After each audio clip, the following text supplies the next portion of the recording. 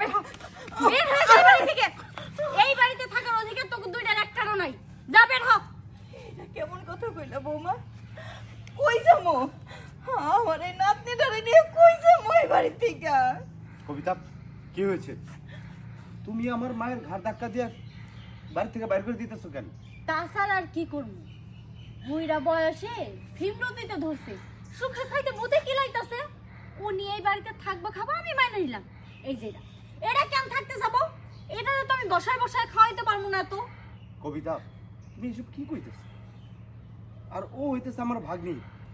আমার ভাগ্নি এই বাড়িতে থাকবো, তাতে সমস্যাটা কি?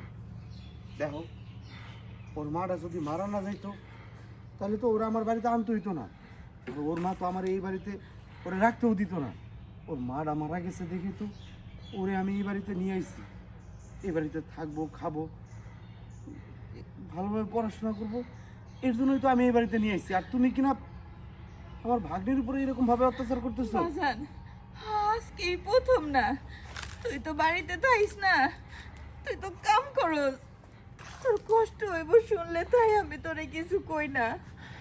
বৌমা যখন মন চাই তখন ওর গায়ে হাত তুলে, ওরে স্কুলেও যাইতে দেয় না, আর ওরে পেটটা ভরেও কোনো সময় খাইতেও দেয় না। এই চুপ থাকেন তো।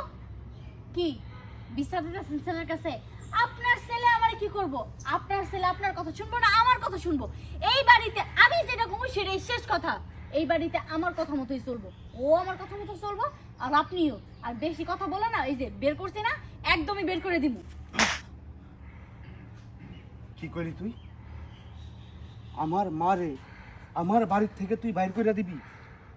বিয়ের পরের থেকে আজ পর্যন্ত তোর একটা কথাও আমি ফালাই নাই। তোর কথার বাইরে আমি যাই নাই। শুধুমাত্র আমার সংসারে অশান্তি হইব কইরা, আমার সংসারে অশান্তি হইব কইরা তুই যখন যা কইছস আমি সব কিছু করছি। যখন যা আবদার করছস সব আমি নিয়ে এসে দিছি। আর আজকে তুই কি করতেছস? আজকে আমার মার তুই এই বাড়ি থেকে বাইর করে দিতেছস। মানে আমি যেটার জন্য এতদিন তোর কথা মতো চলছি, তুই আজকে সেটাই করলি, আমার সংসারে অশান্তি বাজাই দিলি। এই কেন কেন এমনটা করলি? হ্যাঁ, তোর আমি কিসের অভাব দিছি? সারা দিন রাত পরিশ্রম করে মাথার ঘাম পায়ে ফেলায় আমি টাকা পয়সা উপার্জন করি। এই দেখ, আমার দিকে একবার তাকায় দেখ। আমি কামলা খাঁটি মানুষের এখানে কামলা খাইটা পরিশ্রম করে তারপর টাকা পয়সা ইনকাম করি। আর সেই টাকায় তোরা আমি কিভাবে রাখছি? তোরাই আমি রাজরানীর মতো রাখছি। আর তুই আমার মাথায় উঠে গেছস। আজকে তুই আমার চোখের সামনে আমার মায়ের ঘাট ধরে আমার বাড়ি থেকে বাইর করে দিতেছস। আমি সহ্য করছি, আর সহ্য করবো না। তুমি এসব কি কইতেছো? তুমিও কি পাগল হয়ে গেলে নাকি? দেখো, তুমি বোঝার চেষ্টা করো। এখন আমাদের বাচ্চা কাচ্চা হয় নাই। যখন বাচ্চা কাচ্চা হইব তার একটা ভবিষ্যৎ আছে, টাকা পয়সারও তো দরকার আছে। এই দুইটারে বসায় বসায় খাওয়াইলে ভবিষ্যতের কি হইব? এই, তুই আমার কোন ভবিষ্যতের কথা কইতেছস? যে আসে নাই তার কথা কইতেছস? আর যে মানুষটা আমারে দুনিয়াতে নিয়ে আইছে তার কথা একবার চিন্তা করছস? আরে যে আসে নাই তার কথা তো পরে। আর আমার মা 10 মাস 10 দিন গর্ভে ধইরা আমার এই দুনিয়ার আলো দেখাইছে, এই পৃথিবীতে নিয়ে আইছে, তার কথাটা একবারও চিন্তা করলি না? আজকে যদি আমার মা আমার বাড়ি থেকে যাইগা, কই যাব, কি খাইব? আরে তার কথা বাদ দিলাম, আমার এই ভাগ্নিটা, এরকম ভাগ্নিটা যার মা নাই, কিচ্ছু নাই, তারা কে দেখে রাখবো? তারা তো দেহের মানুষ নাই। তোরে তোরে আমি কতবার বুঝাই কইছি আমার ভাগ্নিটারে তুই একটু সন্তানের আদর দিয়া ভালোবাসা দিয়া বড় করবি। তুই কি করছস? তার উপর অত্যাচার করছস।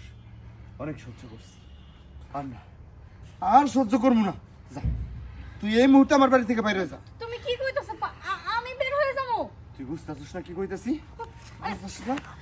তুই যেমন আমার মা রে ঘাড় ধাক্কা দিয়ে বাইর করছিস না, যা বাইরে বাইরে আমার বাড়ি থেকে। এটা তুই কি করলি? তুই বৌমার এই বাড়ি থেকে বাইর করে দিলি।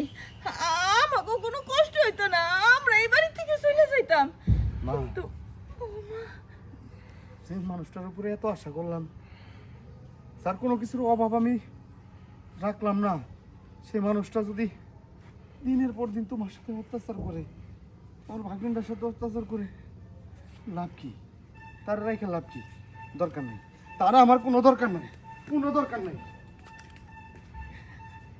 নানু রে, দেখছস আজকে তোর লেগে আর আমার লেগে তোর মামা মামির সংসারে অশান্তি শুরু হয়ে গেছে। আসলে আমাকে কপালই খারাপ, আমাকে কপালই খারাপ।